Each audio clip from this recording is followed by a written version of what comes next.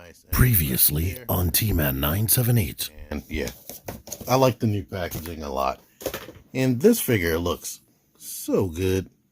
I don't have T-Man 978 Chill Review.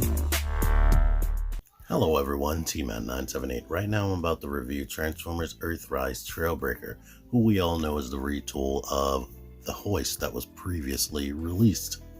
Or maybe Hoist was first. You know they were coming out with Trailbreaker, but he's more popular. See that artwork? See this? See this toy? He is cool. He is very black, which is actually toy and cartoon accurate. So, yeah, there was no way I was going to be able to use my black background for this guy. Because he is super duper black. Pretty much the only thing messing up his silhouette as being G1 cartoon accurate, because that face is really great, is the fact that they couldn't do anything to hide this right here. But that is toy accurate.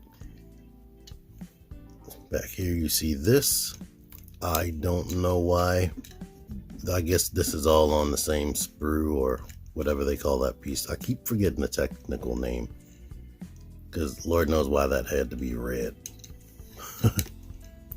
Yeah. As far as quality, I guess now I'm playing with my Hoist again. It feels the same way. Only thing, this right here feels looser than it should, especially this leg. Yeah. In package, this isn't attached. He's an optional parts former. Unlike Cliff Jumper, he can actually transform with this still attached. But you could take this off and attach it to his arm like a shield, because he's known for being able to have a force field projection, which I guess one of these things back here does. It doesn't really stay in that forearm good. It does stay in the shoulder better, but when you put it in the shoulder, it limits the articulation to about there, which isn't too bad. But without that, you have unlimited range. Now, one thing I was messing with as far as aiming him forward and this thing being right there, you could truthfully be told, push this back, rotate the arm this way, and boom. He can be aiming like that, and you can almost not even see that unless, depending on the angle you're looking at him, of course. I was going to do a gag, but now I don't feel like it, where I just had him like this throughout the video to see how many people would get triggered and upset with me like I'm stupid. Here's the back without that attached, and this moves up and down independently. So you can clearly see how to attach this. It slides onto that, and it comes up to here. I don't like this gun being right beside his head. That doesn't seem smart. But so you can kind of lift this back, push this up, and then shut that around it and get that flush with the body, and it's sticking up right there. It's like you kind of got to lean it out to the side a bit, but it works. You can't tell this probably, but under these bright lights, I can tell that his plastic isn't really black. It's like extremely, extremely dark brown. Only thing that's black is this part of the body, because that's really black paint over transparent plastic. Here's a definite close-up on the head. Right there, fully enclosed. They've been perfecting that, no screws. So that's good. All right, here's Hoist, and to refresh your memory, here are the things that are different. This gun cannon, the optional hand cannon right there, of course, is different. The crotches are completely remolded. The hip parts and the actual crotch part is actually retooled. Of course, their faces are retooled. And the entire backpack assembly is changed. His is consisting of multiple parts, just like this right here, and you have the wings and whatnot. But this piece right here is actually the same. It's the exact same piece, just a different color. They have the same type of connector and everything. So I found that interesting. Since I mentioned all that, this gun does come off and you can attach it wherever, or even store it to his back if you don't want to use it. His body is honestly so hollow You could just store that up in there if you don't want it visible. Here's a bigger size comparison right here. He and Ironhide are pretty much the same height to the top of that little fin, but his eye line is definitely over Ironhide from what I can see.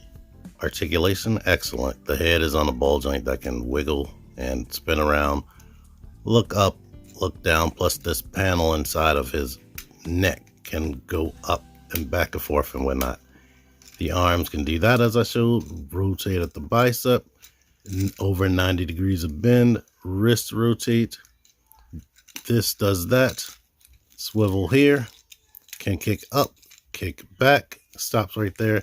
Depending on where you turn, you can kick up a little bit more than 90 degrees. Swivel there, go all the way out to the side, double jointed knees, and supreme tight ankle pivot. Transformation is pretty simple. Pull this off of his back, open that, rotate these pieces into the backpack, and shut it. While this is out that far right there, you can push his head inside of his body. It doesn't matter if you rotate it because that cover is there stopping you from being able to see it. The fist, rotate them this way so that the back of the hand is showing. Lift this off of here, up like that. Bend the knee at the bottom joint, and it does peg into place. You should hear a nice, or get a nice solid peg.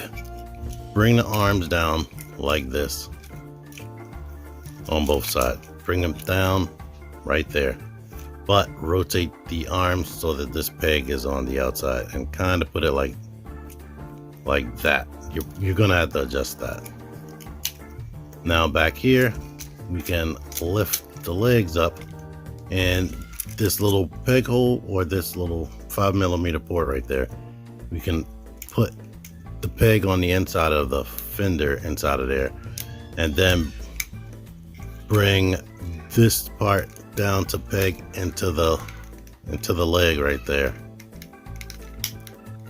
So basically it's almost, you're gonna have to do a whole bunch of stuff at once to make sure that's in place.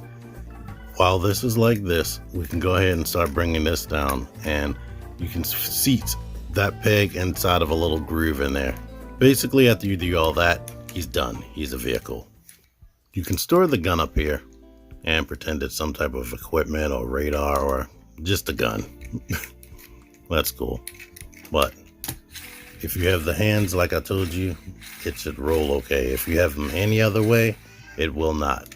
But this looks nice, and it is super nostalgic, like super crazy nostalgic. This isn't perfect back there, but it's good enough for me. He's so dark. Looks like this under the bottom. Here's one thing I've been doing, like lifting this out of here, plugging that like this, and bringing this back into place, and now he has a gun right there. You can also store it in other places. My friend Parts Former wedged it up under there some type of way. I'm not sure how. Of course, he looks a ton like this guy right here. Only thing bad about the vehicle mode is that you get a hubcap here, but you get a big gaping hole right here. I like the way they were able to get the size looking a little bit realistic compared to a regular car. Probably should be longer, and I like the way they did that with Ironhide here as well. I should be comparing him to Ironhide, but it's fun that they were able to get like a mid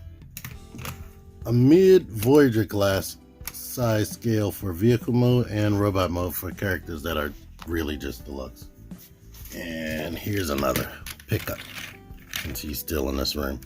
He's probably the length that Trailbreaker should be right there. So there you are. But end of the day, I like them. I don't like the panels on the back of the arms, and I pretty much mentioned the things that I don't like. The knees are a little bit loose.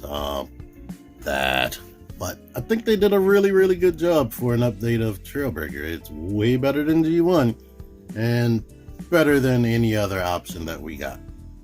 One option was a repaint of this, and we got a Generations one that was completely different looking and not G1.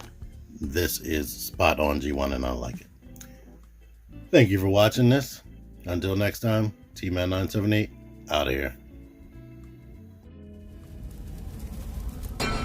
Join the Syndicate Toy Hunters Facebook group. Link in the description.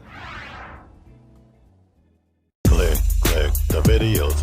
Click the videos, baby. Click the videos. You should really click these videos. Click the videos.